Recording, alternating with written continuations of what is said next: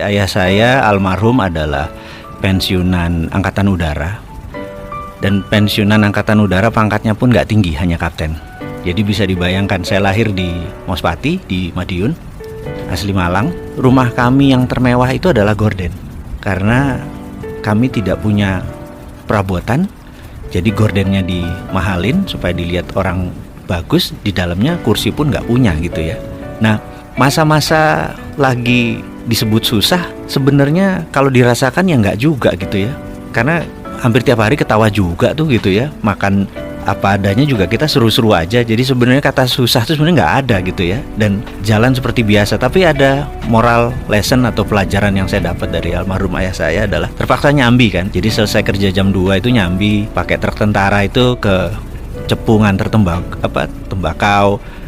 Ya memanfaatkan peluang-peluang usaha gitu ya. Nah pada saat itu saya ikut ayah saya masih 4 tahun, 5 tahun di samping. Dan disitulah kesempatan saya belajar pelajaran bisnis Jawa, yang itu saya pakai untuk disertasi saya waktu sekolah dulu. Akhirnya saya menggunakan metode ini. Jadi ada ternyata untuk makmur itu, katanya nanti Indonesia gemah rimpah rojinawi joroyo-royo itu ada kata toto tentrem kertora harjo gitu ya. Jadi untuk kertora harjo itu kita harus tentrem gitu. Nah untuk tentrem itu kita harus noto. Nah noto itu kan manajemen gitu ya. Dalam bahasa manajemen adalah getting things done through other people, menyelesaikan masalah melalui orang lain. Ternyata di Jawa itu, melalui almarhum ayah saya cerita bahwa di Jawa itu toto itu ada 6 step, yaitu toto, titi, titis, tetek, tutuk, tuntas gitu. Nah pelajaran itulah yang selalu saya teringat sampai saat ini di kepala 5 usia saya ini. Manajemen Jawa yang menurut saya luar biasa itulah akhirnya menjadi platform saya berbisnis. Dan dari dulu memang akhirnya saya pegawai itu hanya batu lompatan saja gitu. Nah singkat cerita, sebagai orang kampung, cita-cita saya adalah sekolah ke Amerika. Dan ini mission impossible. Karena saya pindah ikut orang tua saya ke Palembang, 5 tahun tinggal di sana, kemudian Balikpapan hampir 7 tahun. Bisa dibayangin saya kelas 2 SD, saya menggunting rumahnya Donald Trump itu, White House.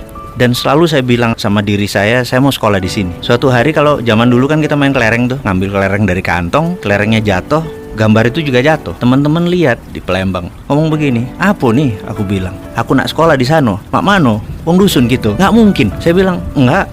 Saya mau sekolah di sana itu gitu. Walaupun kita diketawain, digarger-garger. Kelas 5 SD pindah Balikpapan sampai SMA. Sama. Ini lu gila lu katanya gitu dan lain sebagainya.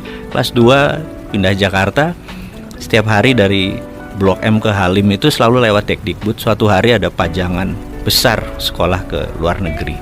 Dan saya berkata, kesempatan. Saya mendaftar. Pengumuman saya ingat banget karena nilai ijazah saya 6, paling tinggi 8 agama. 1 nggak mungkin lah gitu. Tapi saya pede dalam hati bahwa saya sekolah ke luar negeri. Pengumuman keluar, nggak ada nama kita. Karena saya emang dari pertama mau ke Amerika. Sementara zamannya Pak Habibie itu tahun 84, 85, 86 itu kan disekolahkannya ke Belanda atau ke Jerman gitu ya. Saya ngotot. Terus seminggu kemudian dapat surat harus ke Dekdikbud. Hadirlah kita ke tempat itu dan dikatakan, kamu kurang ajar, kamu ngerusak tugas saya, kamu bahasa Inggris nggak bisa, matematik jelek semua, tapi mau ke Amerika, ngimpi kamu gitu. Dan dimarahi. Intinya setelah 15 menit dia marah, kamu berdua berangkat ke Amerika. Kaget gitu. Karena rupanya ada 6 tempat ke Amerika yang daftar cuma kalian berdua. Jadi bagi saya itu banyak moment of greatness, bahwa kata siapa harus punya uang yang banyak, kata siapa harus punya sekolah pinter-pinter amat gitu. Yang penting adalah ya bondo nekat gitu loh, pede aja dan nggak pernah ngerubah mimpi.